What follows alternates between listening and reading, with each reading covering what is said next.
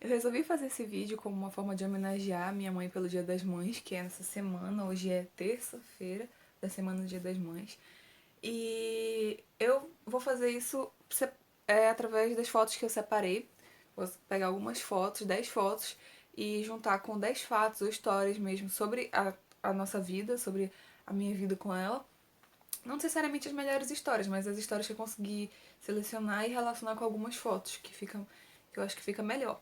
E eu tô fazendo isso em vídeo porque, primeiro, eu fico muito emotiva quando se trata da minha mãe. Já cheguei a chorar numa apresentação Dia das Mães na igreja que eu nem tava apresentando, eu tava só assistindo.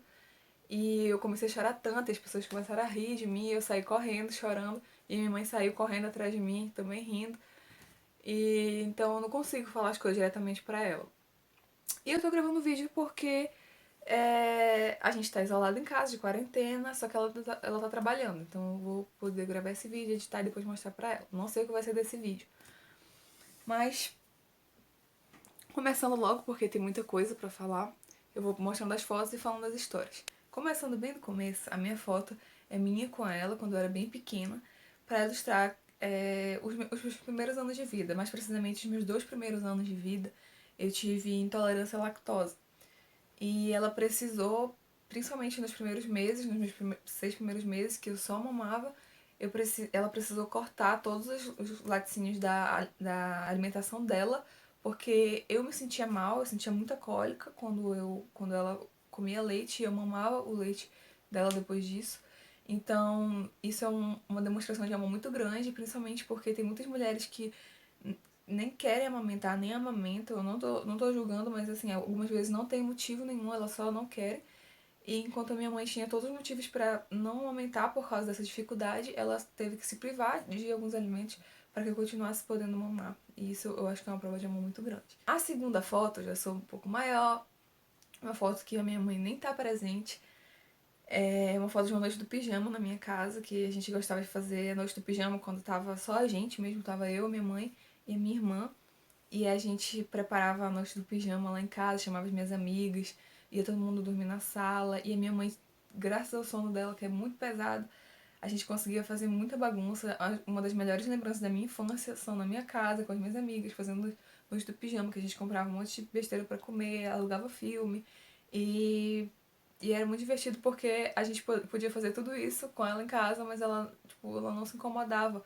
Eu já passei por outras noites do pijama que era muito difícil não poder fazer barulho nenhum e minha mãe deixava a gente fazer a zona lá. Outro ponto dessa maternidade da minha mãe especificamente é a preocupação dela em que a gente tivesse sempre uma boa educação. A gente sempre estudou em escola particular, mas isso não foi com pouco esforço.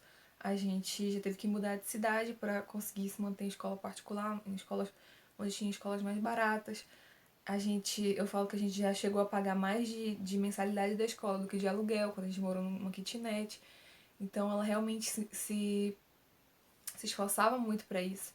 Então todo o meu mérito, os nossos méritos de estudo sempre tem a participação dela, por causa dessa preocupação.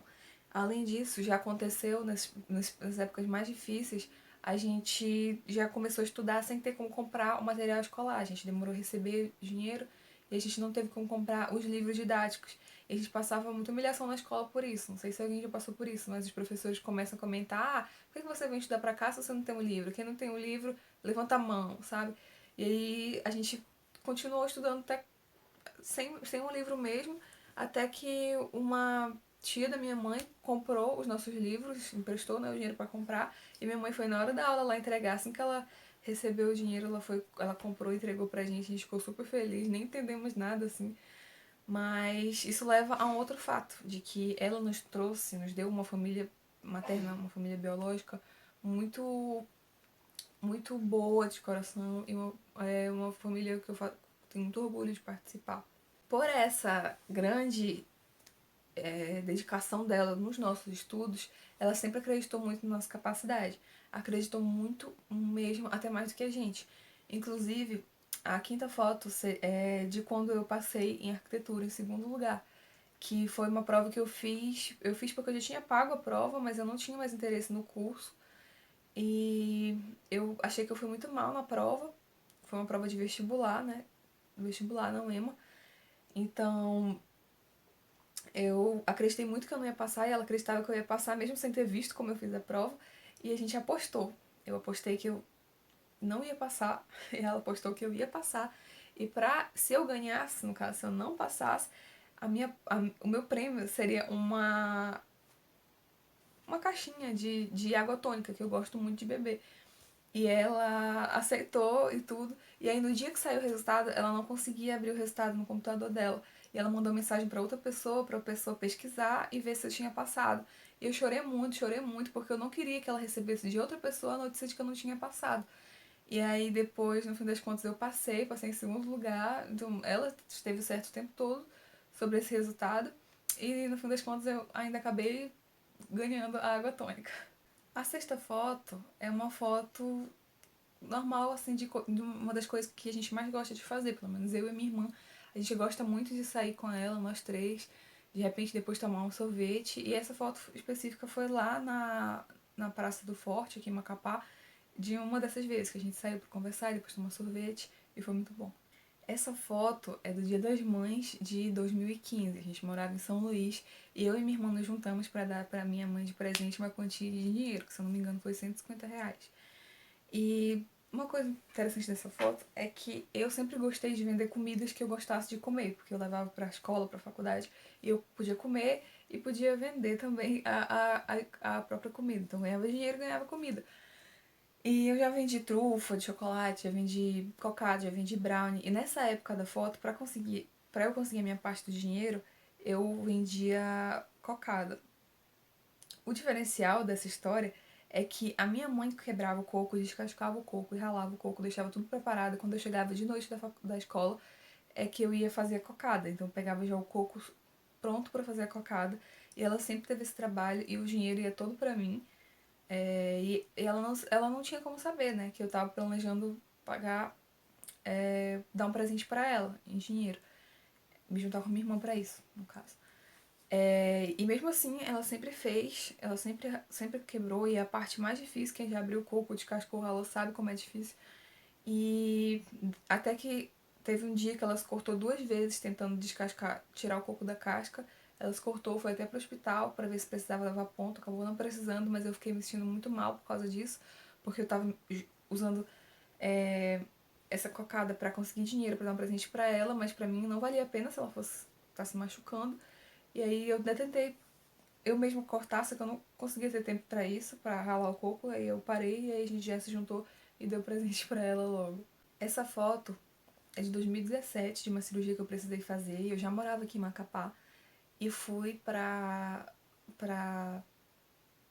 São Luís pra poder operar. E eu sabia que eu ia sozinha pra São Luís pra fazer essa cirurgia. Eu tenho família lá.